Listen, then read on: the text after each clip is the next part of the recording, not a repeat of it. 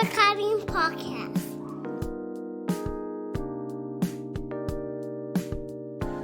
Thanks for tuning in to the Coffee with Kareem podcast. I am feeling very relaxed today. Thank you, my dear patrons, for sponsoring the show. It's time to self-regulate, mate. So what does that mean? Well, on a daily basis, we all have a bunch of thoughts, feelings, behaviors, and a lot of times we do stuff that, at the end of the day, if we like to have a little self-reflection and accountability, we go, what was wrong with what I did today? Or what could I have done better? Sometimes we do outright mistakes and we just think to ourselves, what was I thinking? Or I can't believe I did that. And if we're married or a parent, there's a lot of times we realize, I'm so sorry. I don't know what came over me. That wasn't me. I didn't mean it. Forgive me. The actions of anger are the regrets of reflection. So why do we do so much stupid shit? A lot of us, we just do stuff that's dumb. And then later we realize how dumb it was, or how irrational it was, or how mean it was, or how cruel it was. In other words, we're not responding to things, we're reacting to things. We're not intentional, we're impulsive. So what's going on? A lack of understanding ourselves. So the first step is self-awareness. That's the first step for a lot of things, self-awareness, by the way. Having a better sense of who you actually are and what you think and feel and why. And once we're able to do that better, we'll learn how to regulate the reactions that we don't want to have.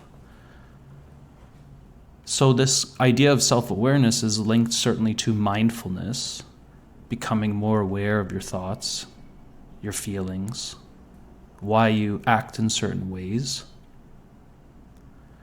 And when you're able to do that, you can also more easily recognize when you're overwhelmed, frustrated, angry, upset, agitated, and you just want to snap on people. Now, when could you practice mindfulness to improve your self-awareness? Things like meditation is one, right? But let's be real. A lot of us aren't going to really sit down and meditate. I mean, maybe some of us will, right? Power to you. Something simple like find a quiet place, no sensory stimuli.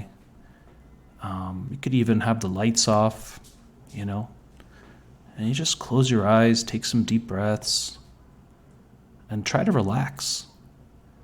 And you'll observe your thoughts and what comes up. And the best thing to do is not allow those thoughts to take you anywhere, but to just bring it back to your breathing, Count 4 Mississippi. Breathe in through the nose. Slowly exhale. 4 Mississippi. Out through the mouth. Salah is another great time to practice mindfulness. I mean, it's a real, I want to say, analysis of yourself. How many of us, Allahu Akbar, we start the Salah, and I'm thinking about everything except the Quran I'm reciting or the Creator I'm trying to connect to. This happens a lot. So mindfulness in Salah is another time that many of us are already, we have a consistent time a few times a day where we're able to we're choosing to stop life, the dunya, and try to engage our own soul and the Creator. So take the Fatiha, for example. Take in at least 7 deep breaths, one after each ayah. And noticing if your thoughts are reflecting on the meaning of the Quran. And if you don't know the meaning of the Fatiha, like really know the meaning, like what does the word Rabb mean? And what does Alameen indicate? What is Malik? What is Yom? What is Deen? Then that would be another good thing to do for your homework, let's say, is just really learn the meaning of the Fatiha, so that when you try to ponder its meanings and be mindful, it'll be useful, more useful that way versus just reciting stuff. And it might as well be Greek or Chinese for some of us. So if you can, set aside some time for mindfulness, meditation, deep breathing. If not, try during your salah to take deep breathing, slow it down, reflect on the meaning. Notice if you're thinking about chores or how you have to pick up the kids or how you still have to do this or pay that bill. That's all part of mindfulness, realizing where your thoughts are going, what are they saying, and recognizing that ultimately you're observing this and it doesn't control you. Your mind isn't your identity. It's just an instrument. It's like a cognitive engine that's running for you, but you're the one that has the key that can turn it on or off, or you can press the fuel or the brakes or change the gear. That's actually up to you.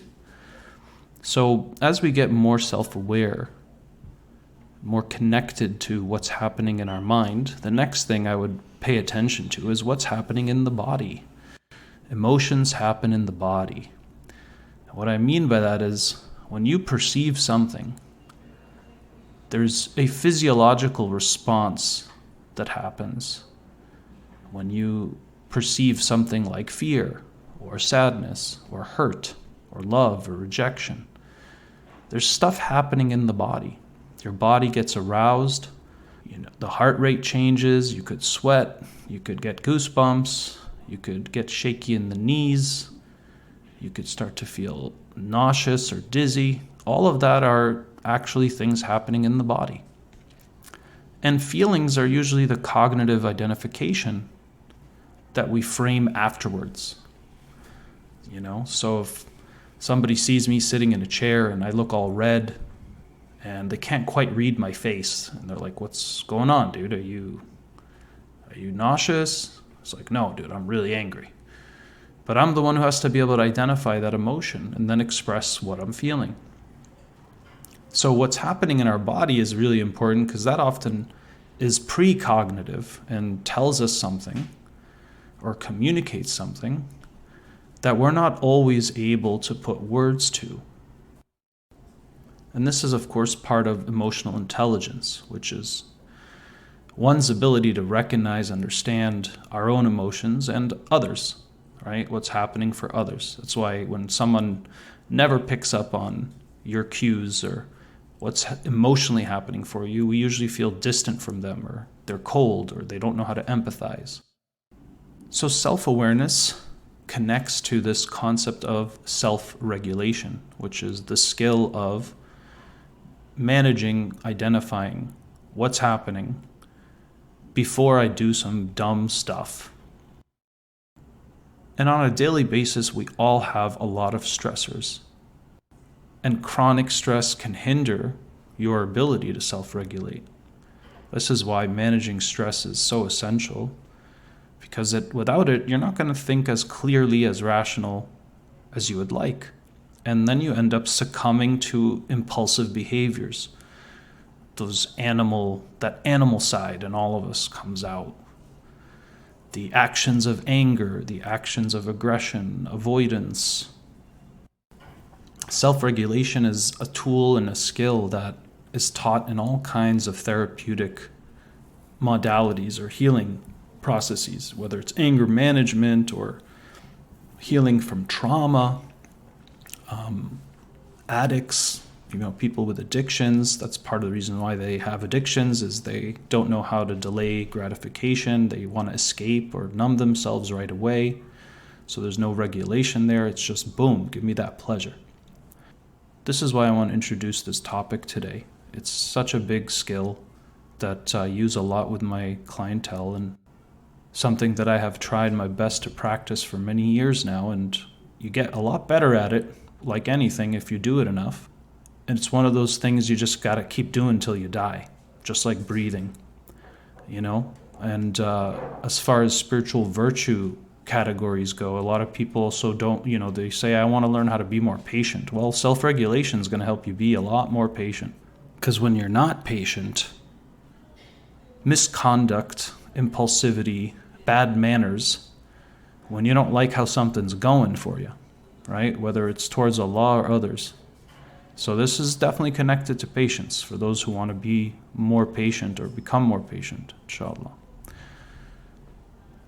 But just to organize this a bit more, self-regulation matters on a daily basis because it's going to help you make better decisions. It's going to enhance your relationships. It'll reduce your stress. It's going to help with your personal growth. And it's going to increase productivity. You'll get more things done. Now, many of us are already regulating or having self-regulation in things. For example, if I don't feel like praying, but I get up to pray, there's some aspect of self-regulation there. I'm regulating my laziness that doesn't want to move or get up. I'm not having a piece of cake after dinner. That's a type of regulation. I am choosing to go, to the library instead of stay home and watch TV.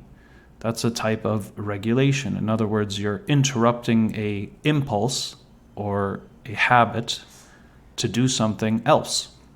So if I have the habit of losing my shit on people or my kids or my spouse or my neighbor or my boss, that's something you're going to have to learn how to self-regulate. One thing I do at the beginning of every session is take 5 to 10 deep breaths with the person before we start anything. Let's get into a more relaxed bodily state before we start our check-in, our process for today. And helping people do that every single time. It's interesting because some people just don't really do it at first, and I nudge them and I say, hey, you got to take those deep breaths. Do you know how to take a deep breath? And people go, yeah, of course I do. I'm like, okay, well, and then I guide them through it. Put your hand on your lower abdomen, breathe in through the nose, breathe out nice and slow. And with time, people really start to learn how to breathe better. During sessions, I'll often check in, especially on a high charge topic, emotional topic, like how is your body feeling right now? What do you notice in your body? When I see people on video, I can even see shifts in their posture, or they cross their arms, or they lean to one side over the other, or they scratch part of their face. There's things happening in the body, helping them realize that there are things happening in your body is one of the steps of the self-regulation. Do you notice your heart rate going up? Do you notice your temperatures increasing? Do you feel any muscle constrictions anywhere in your body? And sometimes people will say, like, man, just talking about this, I'm shaking, or I'm starting to get agitated, or tears come out, or a person may start to cry, a person may start to shake a little bit, a person may start to feel agitated. And these are all indications that something's happening in your body. If I know what's happening in my body, I'll have a better sense of what my triggers are.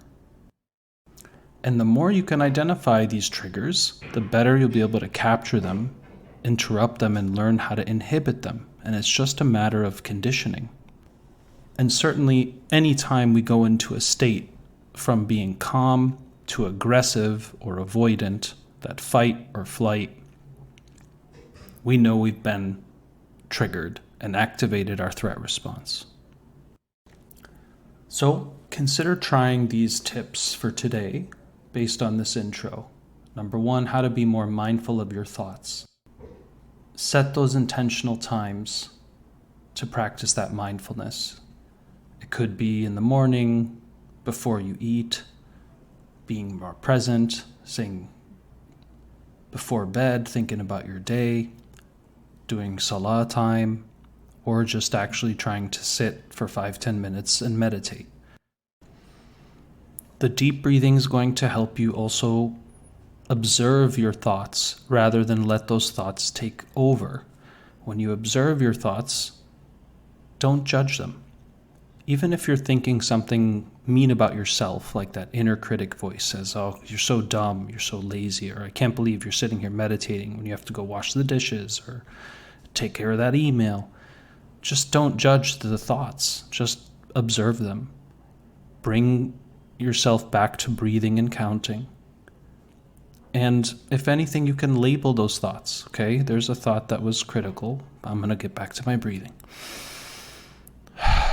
1, 2, 3, 1, 2, 3. Whatever the thought is, don't judge it. Recognize it'll pass.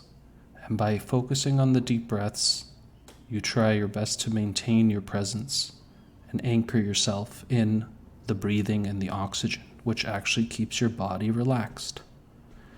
You can also check out guided meditations. They have these apps and YouTube videos everywhere. It's a good thing. So those are some examples of how to become more aware of your thoughts. The second part of self-awareness we discussed today is becoming more aware of what's happening in your body, mindfulness of the body. When you wake up in the morning, give yourself a little body scan, right? What am I feeling in my body? Is there anything that's feeling constricted? Do I need to stretch? Does my neck hurt or my arm hurt? Do something with that, try to move around and stretch as you take those deep breaths. Other tips to be more mindful of the body, recognizing daily physical sensations. When you hold that hot cup of coffee in the morning, just being present with the heat and you holding a mug. When you're about to eat breakfast or a meal, savoring the bite, chewing slowly, breathing while you're eating, paying attention to the taste, to the texture. When you're at work or sitting in a chair, being aware of your posture, regularly trying to check in with how you're sitting, how you're breathing, where your legs and arms are, what you're feeling. At the end of the day also, before you go to bed, trying to stretch out a little bit, taking those deep breaths, helping you realize you have a body, your body tells you things, and you need to feel what's in it and what's happening in it. That's going to allow you to become a lot more attuned to the times when you might get triggered or feel certain negative emotions. And as those negative emotions become more recognizable, you'll be able to improve your self-regulation skills in time. In the first part, we discussed what is self-regulation. It's our ability to monitor, inhibit, or interrupt impulsive activities. And that requires, first of all, for us to be more self-aware of our thoughts and what's happening in our body so that we can navigate or choose our behaviors more eloquently, let's say, or more practically or more rationally. In part 2, we will discuss signs of dysregulation, why it matters to understand when your body's dysregulated so that you can reduce the likelihood of impulsive activities, the things that we regret when we're in a high emotional charged state. Thank you all for tuning in today. Special warm thanks to my patrons. Please visit patreon.com/coffeewithkareem to help us keep this show going. Visit noorhumanconsulting.com if you'd like personal or relationship support. The links are in every description of every show.